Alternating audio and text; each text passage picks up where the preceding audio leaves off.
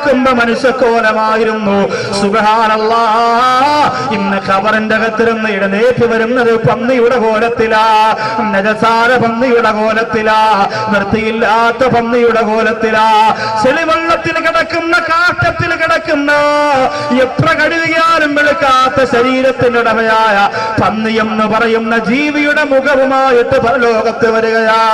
അല്ലാഹുവേ, അവിടെ നമ്മുടെ റസൂലുണ്ട് റബ്ബേ, നമ്മളെ കാണാൻ ആഗ്രഹിച്ചുകൊണ്ട് നിൽക്കുന്ന നബിയുണ്ട് റബ്ബേ. ഈ വല്ലപ്പുഴയിൽ വന്ന ഞങ്ങളെ ആരെയും അതുപോലെ നീ കൊണ്ടുപോകല്ല പടച്ചവരെ. പന്നിയുടെ കോലത്തിൽ ഞങ്ങളെ നീ പരലോകത്തേക്ക് കൊണ്ടുപോകല്ല അല്ലാ.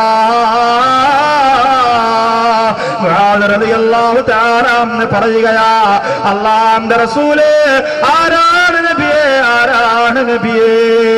അവരാരാണ്? പന്നിയുടെ കോലത്തിൽ ഖബറിന്റെ അകത്തിരുന്ന് എഴുന്നേറ്റ് വരുന്നവരാരാ? ചെമ്മൻകുഴിയിലെ തടിച്ചുകൂടി ആയിരങ്ങളോട് പറയുകയാ, ഒരു കാരണവശാലും ഈ പറയാൻ പോകുന്ന ദുർഗുണം നിങ്ങളുടെ ജീവിതത്തിൽ ഉണ്ടാവല്ലേ. അല്ലാഹുവിന്റെ റസൂൽ പറയുന്നു, പന്നിയുടെ കോലത്തിലുള്ള ആ ശരീരങ്ങളെ പരലോകത്തേക്ക് കൊണ്ടുവരുന്നു. അവരുടെ കണ്ണിൽ നിന്ന് കണ്ണീരിങ്ങനെ വിടുകയാ. ആ സമയത്ത് വിളിച്ചു പറയുന്ന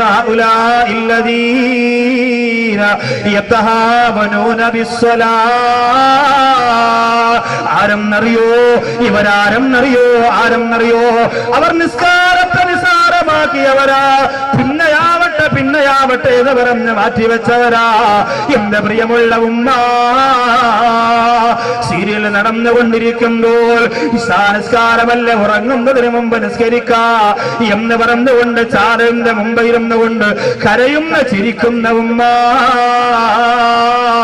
എന്റെ ചെറുപ്പക്കാരാ, ക്രിക്കറ്റ് നടക്കുമ്പോ, ചാനലിലൂടെ ക്രിക്കറ്റ് കണ്ടുകൊണ്ടിരിക്കുമ്പോ, സ്റ്റേഡിയത്തിൽ പോയി കളി കാണുമ്പോ എത്ര നിസ്കാരമാണ് മോനെ നീ പാഴാക്കി കളയുന്നത്. ഇത് തമാശയല്ലടാ. 18 വയസ്സുള്ള, 19 വയസ്സുള്ള, 20 വയസ്സുള്ള എത്രയോ ചെറുപ്പക്കാരെ പള്ളിപ്പറമ്പിലേക്ക് കൊണ്ടുപോയവരാണ് നമ്മൾ. പിന്നെ എന്ത്? നിന്റെ തലച്ചോറിലേക്ക് മാത്രമെന്ത് ആ ബോധം തരാത്തത് പൊന്നുമോനെ.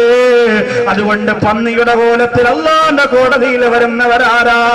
അവർ നിസ്കാരത്തെ ഒഴിവാക്കുന്നവരെന്നല്ല പറഞ്ഞത്, അവർ നിസ്കാരത്തെ നിസ്സാരമാക്കുന്നവരെന്നാ.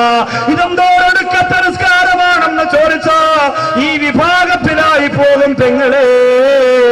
ഇതെന്തോ നിസ്കാരമാണെന്ന് തമാശയ്ക്ക് പറഞ്ഞാൽ പന്നിയുടെ കോലമാണല്ലോ അന്ന് കോടതിയിൽ. റളിയല്ലാഹു തആല പൊട്ടിക്കരയുകയാ. അല്ലാഹുവിന്റെ റസൂൽ പറഞ്ഞു കൊടുക്കുന്നു,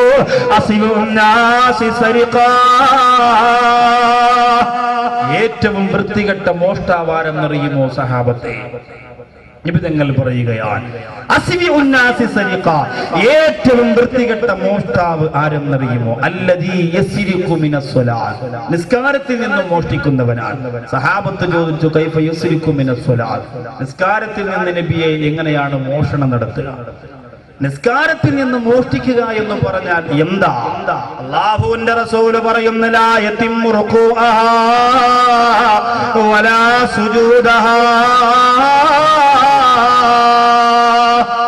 റുകൂഉം സുജൂദും ഒന്നും പൂർത്തിയാക്കൂല. അല്ലേ? നിയ്യത്ത് വെച്ച്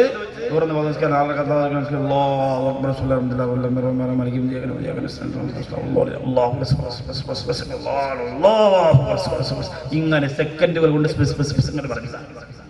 എത്ര പേരെങ്ങനെ നിസ്കരിക്കുന്നവരുണ്ട്. പിന്നെ പള്ളിയിൽ ജമാഅത്തിന് പോകുമ്പോൾ മാത്രം ചില ആൾക്കാർ കുടുങ്ങിപ്പോകും. അല്ലേ? ഒരു സഹോദരനോട് ചോദിച്ചത്, ഉസ്താദെ സലാം കിട്ടുന്നതിന് തൊട്ടു മുമ്പ് പോയിരുന്നാൽ ജമാഅത്തിന്റെ കൂലി കിട്ടും? ഞാൻ പറഞ്ഞു കിട്ടും.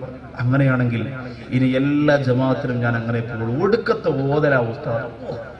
കേറി നിന്നങ്ങോട്ട് ഫാത്തിഹ സൂറത്തും കൊണ്ട് ഓതിയുണ്ടോ മണിച്ച് തുടങ്ങിയാൽ പിന്നെ തീരില്ല. അതുകൊണ്ട് പുറകെ നിൽക്കാൻ വലിയ പാടാ. ഇമാമിങ്ങൾ വളരെ ശ്രദ്ധിക്കണം. നമ്മുടെ സ്റ്റൈല് കാണിക്കാനുള്ള സ്ഥലമല്ല നിസ്കരിക്കാനുള്ള പള്ളി. അതുകൊണ്ട് പുറകിൽ നിൽക്കുന്ന മഅ്മൂമിങ്ങൾക്ക് തൃപ്തിയുള്ള രീതിയിൽ, ചില ആൾക്കാർക്ക് തൃപ്തി ഒന്നും ഓതാതെ പോണതായിരിക്കും. അങ്ങനത്തെ തൃപ്തിയല്ല ഞാൻ പറയുന്നത്. അവരെ ബുദ്ധിമുട്ടിപ്പിക്കാത്ത തരത്തിലുള്ള ഒരു ഇബാദത്തിന് നേതൃത്വം കൊടുക്കുന്ന അവസ്ഥ വരണം.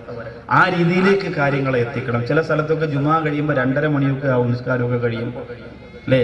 അതൊക്കെ നമ്മൾ ഒഴിവാക്കണം. എന്നിട്ട് കൃത്യ ടൈമിൽ കാര്യങ്ങൾ ചെയ്തു പോകണം. ജനങ്ങൾക്ക് പള്ളിയിലേക്ക് വരാനുള്ള ആഗ്രഹം ഉണ്ടാവണം. ആ രീതിയിൽ ഇബാദത്തുകളെ ചുരുക്കാനല്ല ഞാൻ പറഞ്ഞത്, മറിച്ച് ഇബാദത്തുകളെ ഒന്ന് ഭംഗിയാക്കി തൃപ്തി